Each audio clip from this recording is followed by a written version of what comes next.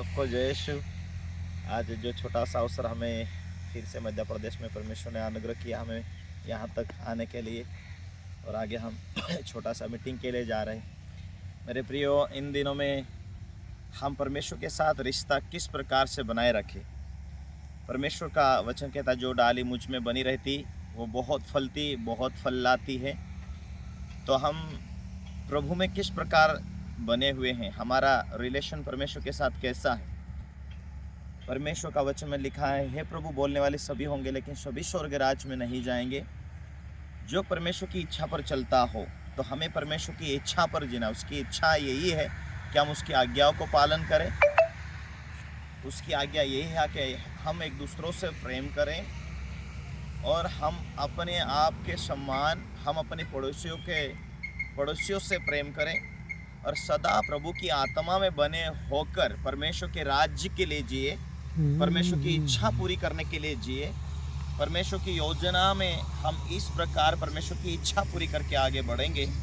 परमेश्वर की मर्जी यह है कि हम एक आत्मा से भरा हुआ जीवन जीकर हम लोगों के लिए आशीष का कारण बन जाए, हम सुसमाचार के लिए जिए। मैं जब तक जिंदा रहूं, मुझे जो भी परमेश्वर आशीष दे, उस आशीष में से परमेश्वर मैं तेरी सेवा करूंगा और तेरी इच्छा के अनुसार मैं ज़िंदगी जीऊँगा। जो कुछ तू मुझे बरकत देगा उसमें से तेरी सेवकाई के लिए मैं सदा भागीदार रहूँगा। यही हमारा विवेक होना चाहिए, और यही हमारा विवेक होना चाहिए कि मैं परमेश्वर मेरे साथ हैं, उसकी आत्मा से मैं परिपूर्ण होकर चल रहा हूँ, और परमेश्वर की आत्मा ने जो मुझे परमेश्वर ने दिया है उसको मैं कभी दिल ना दुखाऊं। इसीलिए मुझे परमेश्वर की इच्छा के अनुसार जीना है। हर समय परमेश्वर के राज्य को बढ़ाने के लिए सोचे, ताकि जो भी बंदा परमेश्वर की महिमा के लिए काम आता है, परमेश्वर उनको बढ़ाता ही है, परमेश्वर उन्हें आशीष देता ही है। तो हमें परमेश्वर के राज्य के लिए काम में आना चाहिए, हमें परमेश्वर के लिए ही, उसकी सेवा के लिए सोच रखना चाहिए। हमें इसीलिए पवित्र आत्मा की आवाज़ को सुनने की ज़रूरत होती है।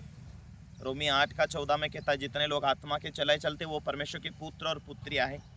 क्या परमेश्वर की आत्मा आज हमें गाइड करती है? क्या परमेश्वर की आत्मा आज हमें दर्शन सपनों के द्वारा हमें बात कर रही है?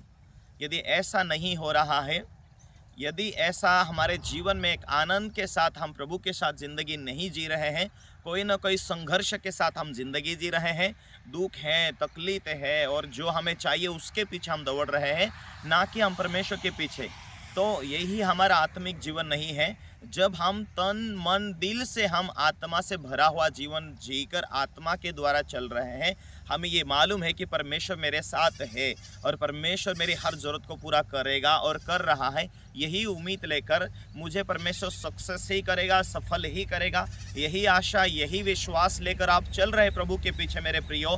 तो आज आपके पीछे शायद कर्जे हो सकते, बीमारी हो सकती, दुख हो सकती, और आपका विश्वास बैठ चुका है कि मुझे जीवित परमेश्वर मिल चुका। आज के बाद मेरे ज़िंदगी में परमेश्वर जो कुछ करेगा वो अच्छा ही करेगा, ये सोच हो चुका, ये विश्वास बैठ चुका, और उसी विश्वास के द्वारा आप क्रियाएं कर रहे, चल रहे, फिर रहे, प्रार्थना कर रहे। उस सोच को लेकर अभी से आप प्रार्थना के द्वारा बढ़ना शुरू कर दिया है, परमेश्वर के वचन के अनुसार जीना शुरू कर दिया है। आप परमेश्वर की मर्जी के अनुसार जीना चाहते हैं, परमेश्वर के राज, उसकी धार्मिकता के लिए जीना चाहते हैं। परमेश्वर का वचन कहता है मत्ती 6:33 में कि परमेश्वर का राज, उसकी धार्मिकता का खोज करो, ये चीज़ें तुम्हें मिल जाएंगी। तो आज क्या हम उसकी सेवा के लिए जी रहे, उसके राज्य के लिए जी रहे, उसकी आत्मा से भरकर जिंदगी जी रहे हैं? परमेश्वर की आत्मा जो आपको गिफ्ट के रूप में दिया गया, उसकी लालसा क्या है? आप में बैठकर आप उसके राज्य के लिए जी रहे हैं, तो वो आपके जीवन में उसके राज्य को स्थापित करने के लिए आया है, उसके राज्य को पूरा करने के लिए आया। तो क्या वो तुम्हें सुरक्षा नहीं देगा? परमेश्वर अपने राज्य को बनाने के लिए अपनी आत्मा भेजा है, तो क्या तो वो तुम्हें बीमार रहने देगा? क्या वो खुद होकर तुम्हारे बोझ को नहीं उठाएगा? तुम्हारे बोझ को उठाकर, तुम्हें सुरक्षा देकर, तुम्हारी जरूरत को पूरा करके वो मार्ग दिखाएगा। वो अपने दर्शन सपनों के द्वारा अपनी बातों को जाहिर करेगा कि तुम्हें इस प्रकार से जीना, इस प्रकार से बोलना, इस प्रकार से सावधानी बरतना। जब जब तुम आत्मा के साथ कनेक्ट है, तो वो दर्शन के द्वारा बात करता है मेरे प्रियो। इसीलिए हमें परमेश्वर की उस गहराई में जाना है, तो हमें अपने पूरे मन पूरी बुद्धि से हम परमेश्वर से प्रेम रखना है, हम बातों को मानना है, परमेश्वर के वचनों को मानना है, हमें उस खोज में रहना है। और हर समय हम ऐसे लोगों से हट के जिए जिनके द्वारा हमें चोट पहुंचता है, कि वहाँ जिनको हमने माफ़ करना है हमें उन्हें माफ़ कर देना है। अपने दिल में हमेशा दूसरों के लिए हमें अपने जीवन को फ्री रखना है। दूसरे कुछ भी बोले, चाहे तुच्छ जाने, कुछ भी कहें, लेकिन हमें परमेश्वर की मर्जी पर हम जीना है। तो अपने हृदय को साफ रखना है, क्योंकि प्रभु ने कहा है कि तुम्हारे हृदय में से जीवन जल के सोते निकलेंगे, है ना। तो हमारे हृदय को हमें साफ रखना है। हमारे जीवन में हम किसी ने हमें चोट पहुंचाए ऐसे शब्द यदि कोई बोल रहा है और उसके उसके कारण हम हमारे हृदय को एक बोझ लेकर चलेंगे कि वहाँ दूसरों के प्रति कड़वाहट रहेंगी, तो उसी हृदय के अंदर हम क्या रख चुके हैं, एक कड़वाहट रख चुके हैं। उस कारण परमेश्वर की आत्मा ना तो बात कर पाएगा, ना तो हमारी प्रार्थना आगे बढ़ेंगी।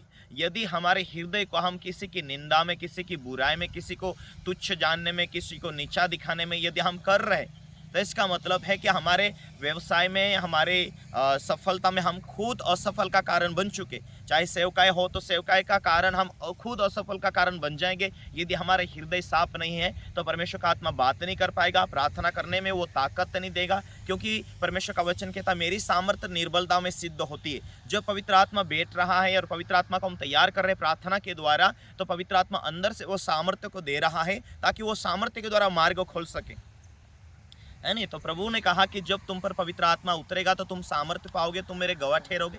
तो उस गवाह को परमेश्वर गवाह बनाना चाहता है, तो ऐसा नहीं, अपना पवित्र आत्मा देगा और उस पवित्र आत्मा के जरिए से अपनी सामर्थ्य को प्रकट करेगा। तो इसीलिए मेरे प्रियो, प्रभु के साथ पहला रिश्ता अच्छा होना चाहिए। परमेश्वर की आत्मा हमें गाइड करना चाहिए कि परमेश्वर चारों तरफ से मुश्किलें हैं, चारों तरफ से दिक्कतें हैं, सेवकाई किस प्रकार करें, आप तो हमें सिखा, आप तो हमें संदेश दे, आप तू ही बात कर, मैं क्या करूँ, मैं थक चुका हूँ। परमेश्वर का वचन कहता है वो थके हुए को बल देता है और शक्ति इनको बहुत सामर्थ देता है। तो हम अपनी जिंदगी में सक्सेस ना होने का कारण है, एक तो हम थके नहीं हैं। यदि थक जाएंगे तो हम प्रभु को सहारा मांगेंगे, प्रभु तू मेरा बोझ उठा, प्रभु तू मुझे हेल्प कर। क्योंकि परमेश्वर की जो सामर्थ्य है वो हमारी पवित्रता के अंदर और हमारी निर्बलता के अंदर सिद्ध होती है। वो सामर्थ्य इसलिए देता है कि वो हमें उठाना चाहता, बढ़ाना चाहता, वो खुद हमें गाइड करेगा, मार्गदर्शन करेगा। क्योंकि जिस सेवकाई को हमारे अंदर सेवकाई करने के लिए परमेश्वर ने अपनी आत्मा दिया है, उस मुख्य सेवक जो पवित्र आत्मा है उससे हम अवसर नहीं देंगे, उससे हमारा रिश्ता कमजोर होगा, तो वो बात नहीं कर पाएगा कि वह उसे वो हमारा बोझ नहीं उठा पाएगा। इस कारण यदि हमारे हृदय साफ सुथरा है तो हमारे हृदय के जरिए से वो कार्य करेगा, बात करेगा। इसीलिए हमें माफ़ करने वाला व्यक्ति बनना चाहिए। हमारा परमेश्वर के साथ अच्छा रिलेशन है तो हमें दूसरों के प्रति कड़वाहट नहीं रखना, हमें प्रार्थना में बने रहना है, हमें प्रभु के ऊपर निर्भर रहना है। और बाइबल ये कहती कि जिसने उसकी ओर देखा उसका मुंह कभी काला नहीं हुआ, वो लज्जित नहीं हुआ। हमें लज्जित नहीं होने देगा, क्योंकि हमें परमेश्वर ने अपना पुत्र, अपनी पुत्री बना लिया है। इसलिए हम परमेश्वर की संतान होने के नाते परमेश्वर के ऊपर निर्भर होकर कोई भी कार्य करेंगे, परमेश्वर 100% हमें सक्सेस करेगा, हमें आशीष देगा मेरे प्रियो। इसीलिए प्रभु के ऊपर निर्भर होकर प्रार्थना के साथ बने रही, उसके राज्य के लिए जीने के लिए इच्छा रखे, उसके राज्य के लिए जिए। यदि मैं एक स्वर्गीय नागरिकता हूँ और स्वर्गीय नागरिक हूँ और स्वर्गों की सामर्थ मुझे ले चलती, स्वर्गों की आशीष मुझे ले चलती है, और वो मेरी सारी स्वर्गीय आशीष, स्वर्गीय ताकत के द्वारा हमारे जीवन में आती है, तो मुझे डरने की जरूरत नहीं। ये बातें हमारी लाइफ में होनी चाहिए। जब हमारी लाइफ परमेश्वरीय स्वर्गीय ताकत के द्वारा हम जुड़कर चलेंगे, परमेश्वरीय अदृश्य रूप से दर्शन के द्वारा अपनी लाइफ के अंदर कार्य करता है। अपनी लाइफ के अंदर जो परमेश्वरीय ताकत से हम जुड़े हैं, तो परमेश्वरीय वाणी सुनने की जरूरत है। हमें जहाँ जहाँ जो शास्त्र में लिखा है उसके अनुसार हम जीवन के व्यतीत करेंगे, पवित्रताएं बनाए रखेंगे अपने आप को। हम किसी के प्रति कड़वाहट ना, किसी का दिल दुखा ऐसी बात नहीं करें। हम अपने आप को परमेश्वरीय हाथों में सौंपकर हम एक पवित्रता का लाइफ बनाएंगे, तब परमेश्वरीय सामर्थ्य हमसे जुड़ेगी और लाइफ के अंदर वो रास्ते खुलेगी। इस रीति से प्रियो, अपने जीवन को पहले प्रार्थना में बना रखा है, पवित्रता में बना रखे, और परमेश्वर मुझसे प्यार करता है और मुझे लेकर चल रहा है। और परमेश्वर मेरे ज़िंदगी में वो रास्ते खोलेगा। इस प्रकार से आपका दिल, आपका विवेक बन जाएगा। मेरे प्रियो, कुछ महीनों के बाद ऑटोमेटिकली आपकी प्रार्थना का लाइफ अच्छा बढ़ने लगेगा। आप ऑटोमेटिकली दूसरों को लिए आशीष का कारण बनेंगे, और जैसे आप लोगों के लिए दुआ करेंगे ज़रूर परमेश्वर काम करेगा, क्योंकि परमेश्वर आपके साथ होकर कार्य करना चाहता है। तो परमेश्वर आप लोगों को आशीष दे। इतना संदेश सुनने के बाद जरूर आप लोग मेहनत करेंगे, प्रार्थना करेंगे, क्योंकि मेहनत के बिना फल नहीं है। यदि आप प्रार्थना में, वचनों में मेहनत करेंगे, जरूर परमेश्वर भी रास्ते खोलेगा और आशीष को आपके ओर लेकर आएगा। क्योंकि जो परमेश्वर आपको देता है, आप अकेले नहीं, लेकिन परमेश्वर के कामों के लिए, उसके राज्य के लिए आप बांटना शुरू करते, उसके राज्य को बनाना शुरू करते, परमेश्वर आपकी ज़िंदगी में भी आशीषों को देना शुरू करता है। तो गॉड ब्लेस यू। परमेश्वर आपको बहुत ऐसे आशीष दे, और मिलते हम अगले एपिसोड में। सबको जय मसीह की।